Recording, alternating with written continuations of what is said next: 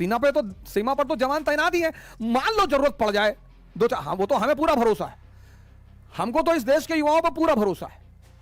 हम तो प्रधानमंत्री जी को एक लेटर लिख देंगे कि सर जरूरत पड़ेगी तो बताना। पंजाब, हरियाणा, यूपी, बिहार, बंगाल, उड़ीसा, मध्य प्रदेश, तमिलनाडु, तेलंगाना, केरला, यूपी के तो लड़के 10 पैकेट दिलबाग गुटखा और 1 झोला बारूद और 64 की डिब्बी तंबाकू वाली और 4-5 गोला, तो 5 दिन तो किसी फ्रंटियर को यही संभाल लेंगे। 4 आदमी कावासाकी बजाज पे बैठ के और 20-25 दिलबाग गुटखा और मिलिट्री वाला जो हैंड बैग आता है उसमें बारूद और तंबाकू, ये खाते ही हैं तो 64 का डिब्बा इकट्ठा करके रखें कि मुसीबत में काम आएगा, और 10-12 गोला सुतली का, तो एक आध फ्रंटियर छोटा मोटा तो यही संभाल लेंगे। इतनी पड़ोसियों की खौफ नहीं है, लड़ेंगे तो वही है। हमारे इलाहाबाद में छोटे छोटे बच्चे, मैं ममफोर्टगंज में था तो तारिक भाई की दुकान हुआ करती थी, पता नहीं अब है कि नहीं है, जगराम चौराहे पे, तो वहीं पे एक यादव जी का होटल है, वहां हम लोग कभी कभी खाना खाने आते थे फवारा चौराहे पे। तो एक बार एक लड़के से मेरी साइकिल लड़ गई, छोटा सा बच्चा था, तो हमने सोचा बच्चा है छोटा सा, तो हमने उससे कहा देख के नहीं चल पावा, तो कहा बे मार दे बम, छितरा जी हो यहीं पे। कक्षा 2-3 में रहा होगा, एकदम तंग पलट के खड़ा हो गया, कहा मैं ज्यादा नेता ना बनो, बम मार दे बम, यहीं छितरा जी हो। हमने कहा भारत की सरकार गलती हो गई, सरकार ये वो देश है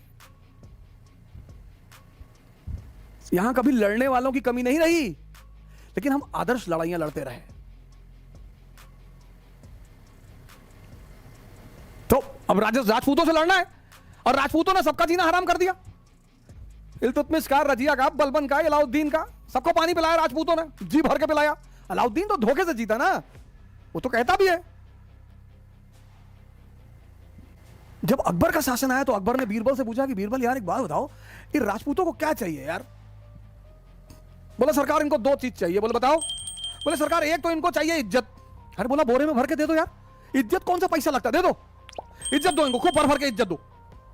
और बोला दूसरा क्या चाहिए? बोले सरकार दूसरा इनको लड़ाई करना है, युद्ध इनका खेल है सर। बोले बहुत बढ़िया यार, इनकी पोस्टिंग करो अफगानिस्तान। तो मान सिंह को बनाया गया काबुल का सूबेदार, एक तरफ अफगानी डिस्टर्ब और दूसरी तरफ राजपूत, और दोनों लड़ रहे हैं। अकबर, अनारकली का डांस चल रहा है आगरा में, आज कहेंगे दिल का फसाना, जान भी ले ले चाहे जमाना।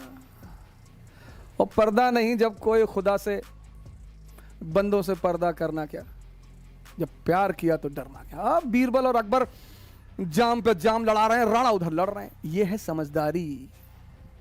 जो आदमी अपने दुश्मन को इस्तेमाल कर ले अपने लिए, उससे ज्यादा दिमाग किसके पास है? औरंगजेब शिवाजी से झगड़ा कर लिए, शिवाजी से। अकबर रहा होता ना 1666 में, जब शिवाजी आगरा आए थे ना, गले लगा लेता तुरंत उठ के, शिवा भाई लगा लेता कि हमारे शार्प शूटर हैं दक्कन से। पर्सनल कमरे में ले आता अपने, चलिए कमरे में बिठाओ ले चल के। और बताइए, स्कॉच विस्की, अनारकली को बुलाओ, छम्मा छम्मा छम्मा छम्मा शुरू करो। जो खेलना जानते हैं ना, उनका सम्मान करना पड़ता है। निकम्मे तो चाटुकार होते ही हैं, जो खेलना जानते हैं, खेलना। इसीलिए तो तुमसे डेली आकर यही कहता हूं, खेलना सीख लो, मानसिक ताकत बढ़ा लो, शारीरिक ताकत बढ़ा लो। शराब मत पियो, नशा मत करो। अब कहो, तुम कहोगे कि तुम तो बहुत पीते थे, दूसरे को काहे मना कर रहे हो? इसीलिए कर रहे हैं कि जब हमको कुछ नहीं मिला तो तुमको भी नहीं मिलेगा। हमको भी ध्यान और योग से ही मिला, इसलिए मैं तुम्हें ज्यादा अनुभव के साथ मना कर सकता हूं। कई बार लोग कहते हैं तुम तो अपने जमाने के बहुत बड़े शराबी थे। जी, हमको कुछ नहीं मिला, भटकते रहे, रोते रहे। मुझे जो कुछ मिला, जो कुछ, वो ध्यान, योग और संतों की सेवा से मिला। वही तो तुम्हें बता रहा हूं। समझदारी, राजा बनने के लिए बस एक चीज जरूरी है, इसीलिए हर आदमी, बहुत लोग आते तैयारी करने, बड़ा एक से एक लंबरदार, तीरंदाज, तैमूर, लेम, मंगोल, चंगेज खान, वापस चले जाते और साधारण से लड़के रैंक लगा लेते हैं। लेकिन जितने जिंदा दिमाग के लोग होते हैं ना, वो कभी बेहोश नहीं होते, वो हमेशा अलर्ट रहते हैं, हमेशा। जिस दिन मुसलमान एक बात मानना शुरू करेगा, एक, बहुत सारे मानते भी हैं, कि हमने अपने आप को रिफॉर्म नहीं किया, हमने अपने आप को आधुनिक धारा से जोड़ने की कोशिश नहीं की। विवेकानंद से ज्यादा आधुनिक आदमी कहीं मिलेगा? स्त्री को ले आई यूरोप से अपने साथ, और विवेकानंद से ज्यादा सांस्कृतिक आदमी। कुछ लोग आधुनिकता का मतलब बेवकूफी भी समझते हैं।